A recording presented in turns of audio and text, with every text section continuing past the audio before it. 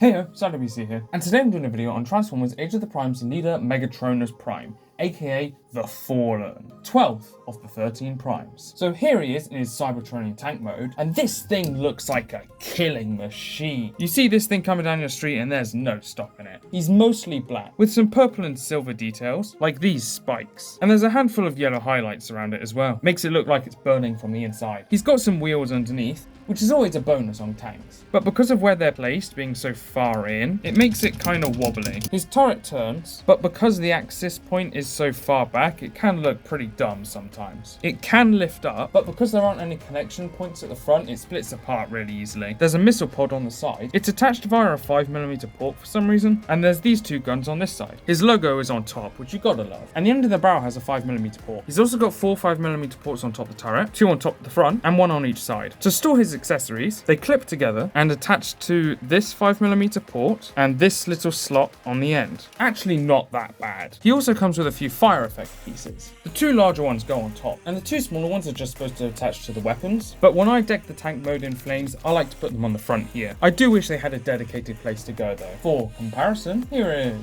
Earthrise Optimus Prime, another leader class tank, Armada Megatron, his live action movie counterpart, Studio Series The Fallen, a Lego minifigure, my previous Transformers video, Age of the Primes Onyx Prime, along with the other primes, and Earthrise Optimus Prime. For transformation, you want to start by opening up the turret and pulling out the gun. Then you want to take the entire turret assembly and lift it up like that. Come to the back and attach these pieces.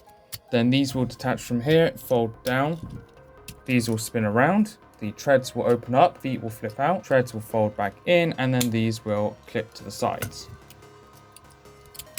This panel will fold up, these front sections will fold down, then these little bits will fold down, then this will spin around, move this piece up, take this whole piece down, fold these pieces down and spin them around and fold them in. Then these will fold in and the top of the treads will flip down. Spin this assembly around, fold these out. Then you want to lift this up, take this, flip it up, and it will collapse into place here. Then this whole piece will come down and clip in. These will collapse in. Spin around the forearms, open them up and flip out the hands. Turn around the head, bring back the gun, take off the tip, that will plug into the back, flip up, fold down, fold up this piece, fold up this piece and spin it around. Fold in this tab here and then collapse this down, and that will go on the arm. And after that very engaging transformation where I feel like the pass forming wasn't necessary, here is Megatronus in his robot mode, where he looks like evil incarnate. This is intended to be his Dreamwave design. There are a few details different, but they're pretty much identical. This guy's just a lot bulkier, which seems fitting. Again, he's mostly black with purple and silver segments, but in this mode he's got a lot more yellow highlights. The head sculpt is wonderful. It really captures that living furnace energy that the original design was going for. For 5mm ports, he's got 2 on each forearm, 1 on the side of his shoulder and 1 on the back of his shoulder, 2 on his back and 2 right above them, and then 1 on each side of his back, which of course the tip of the gun is plugged into. His fire effect pieces can plug into some of them. The larger ones go on his shoulders and the smaller ones go on his back. And this just looks so fantastic. Honestly, it's so good. I don't display him like this, as I've heard that this soft rubbery plastic can potentially melt the regular plastic of the figure, but don't quote me on that. I've not experienced it myself. All I've experienced is maybe some of it just like stripping off paint. The missile pod and other smaller guns end up on his shoulders, whilst the tip of the barrel is on the back, as mentioned earlier. The rest of the gun forms his Requiem blaster, which his Dreamwave design doesn't have, but has since become one of his iconic weapons, appearing in the Covenant of Primus and the Machinima Primals trilogy. And it, of course, has a 5mm port in the end. He's also got his previously mentioned accessories, his sword, which can't slide into his hand. You do have to open it up and clip it in, and this doesn't seem super fitting. From what I can find, he's never used a sword like this in any piece of media, so I guess they just made it up for this toy. But nevertheless, I do think it is cool. But for weapons that he has used in fiction, here is the Spark Fuser from Robots in Disguise. The bad one, not the good one. The tip comes off for some reason, and it's a rubbery material. It's also not 5mm or 3mm, it's a weird connection. It's a neat inclusion, but it does seem kind of small. But, of course, you can plug the sword in underneath, and that does look a lot better.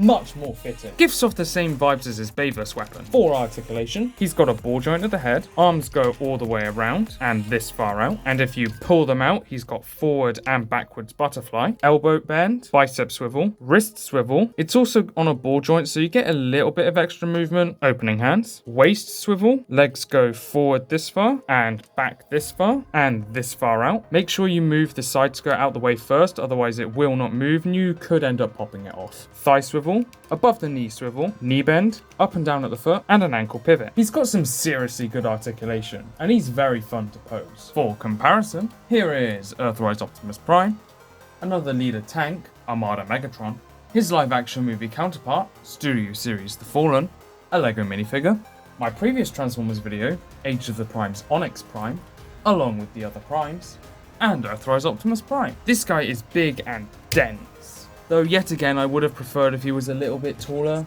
about the same size as Grimlock, maybe a little bit taller, but because this guy is so packed, I don't know if they could increase the size and keep it at leader class. And would they be able to fill a commander class with this guy? I mean, maybe they could add new fire effect pieces, give him his chainsaw from the Flame Toys figure, maybe even give him the Matrix from Revenge of the Fallen. I don't know, but I just feel as this big bad guy, he should be considerably larger than Optimus and Megatron and not around the same height. I really feel like these two encapsulate everything that's wrong with the scaling with these guys. They look ridiculous as a romantic partner because, I mean, look how small she is compared to him.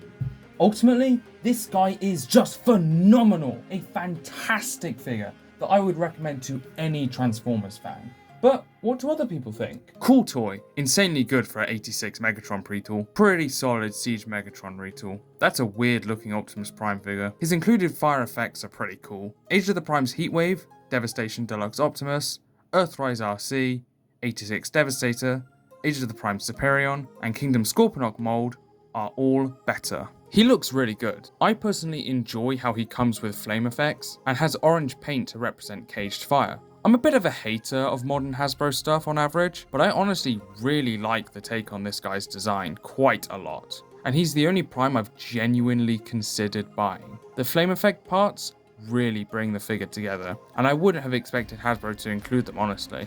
I'm not a big lover of the flame effects on his back, but honestly, those are removable. So most of the figure is pretty much perfect in my eyes. For sure an 86 Megs pre-tool. Blah. Really good. But my only complaint is the butterfly joint is loose on mine. Other than that, he's amazing. For Megatronus, in my opinion, he's an awesome figure that felt 95% complete. I'd give it a solid 8 out of 10 figure. I'd prefer if they managed to give him heels and give the cannon more taps so it can make the whole tank more solid. He has a nice presence, but he's a little poofy and has weak legs. 7 out of 10. Absolute cinema. No other comment. Tank mode you can say has the gaps in the front, but I don't really care. Thoughts on Megatronus? Megatronus is the latest Prime I've gotten just a few months ago, and he's extremely well done.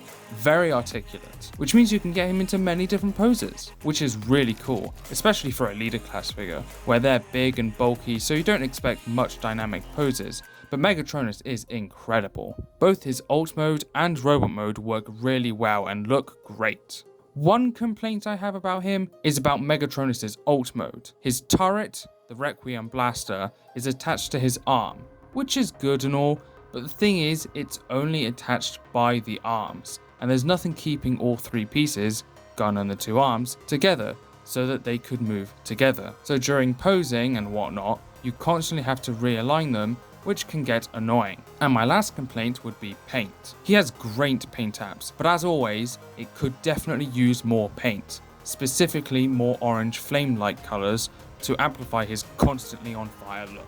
And make sure to tell me what you think in the comments. But that's about it for this video, so I guess that's Salut BC out.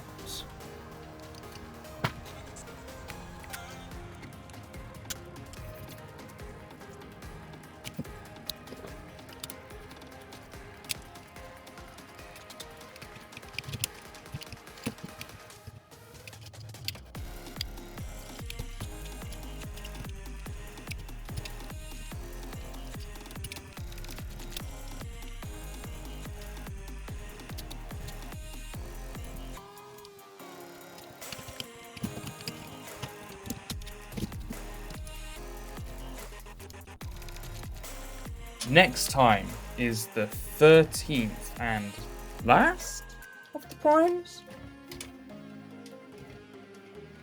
Come on, get off screen.